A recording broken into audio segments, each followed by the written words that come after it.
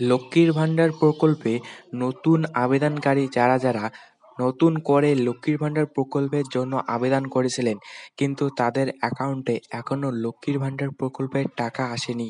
কেন আপনাদের অ্যাকাউন্টে এখনও টাকা আসেনি? স্ট্যাটাস চেক করলে নো ডাটা ফাউন্ড দেখাচ্ছে। তাহলে এর সমাধান কি? এই সকল আপডেট জানতে চাইলে ভিডিওটি সম্পূর্ণ দেখুন। তো যারা নতুন করে লক্ষ্মীর ভান্ডার প্রকল্পের জন্য আবেদন করেছিলেন, দুয়ারে সরকার ক্যাম্পে বা বিডিও অফিসে গিয়ে আবেদন করেছিলেন, তাদের আবেদন করার পর সেইগুলো ডাটা এন্ট্রি করা হয়। এই ডাটা এন্ট্রি করতে অনেক সময়ই লেগে যেতে পারে, কারণ একসঙ্গে হাজার হাজার উপভোক্তা আবেদন করে থাকে। তাই ডাটা এন্ট্রি করাতে একটু সময় লেগে যেতে পারে। ইতিমধ্যেই যারা নতুন করে আবেদন করেছিলেন, তাদের ডাটা এন্ট্রি করার কাজ শুরু হয়ে গেছে এবং পোর্টালে সেইগুলো আপলোড করা হবে।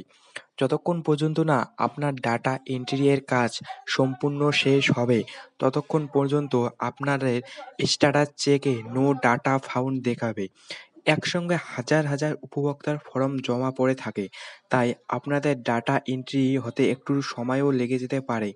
তাই আপনাদের যদি সব নথিপত্র ঠিক থেকে থাকে এবং আপনি যদি লক্ষ্মীর ভান্ডার পাওয়ার জন্য যোগ্য হয়ে থাকেন, তাহলে আপনার টেনশন করার কোনো কারণ নেই। আপনাদেরও ডাটা এন্ট্রি অবশ্যই হয়ে যাবে। এরপর ডাটা এন্ট্রি হয়ে যাওয়ার পর সেই নথিপত্রগুলো ব্লক ডেভেলপমেন্ট অফিসারের সেইগুলো ভেরিফাই করে দেবেন। তারপর এই অ্যাপ্রুভাল করে দেবেন তারাই। এবার এই ভেরিফাই এবং অ্যাপ্রুভাল হতে কত সময় লাগতে পারে?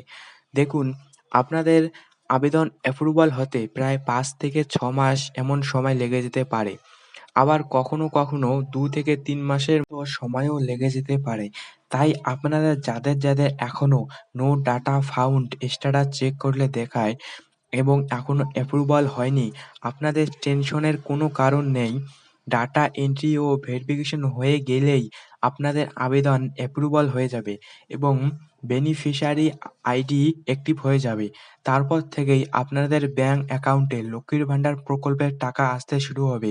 একবার লক্ষ্মীর ভান্ডার প্রকল্পের টাকা আসতে শুরু হলেই এরপর আপনাদের ব্যাংক অ্যাকাউন্টে ধাপে ধাপে টাকা আসতে থাকবে। তো এইরকম ইনফরমেশন আপডেট এই চ্যানেলে আসতেই থাকবে। তো এইরকম ইনফরমেশন আপডেট পাওয়ার জন্য চ্যানেলটিকে সাবস্ক্রাইব করে রাখবেন এবং ভিডিওটি ভালো লাগলে একটি লাইক করবেন। তো আপনাদের সাথে দেখা হচ্ছে পরবর্তী কোনো ভিডিওতে। ততক্ষণের জন্য আপনারা সবাই ভালো থাকবেন।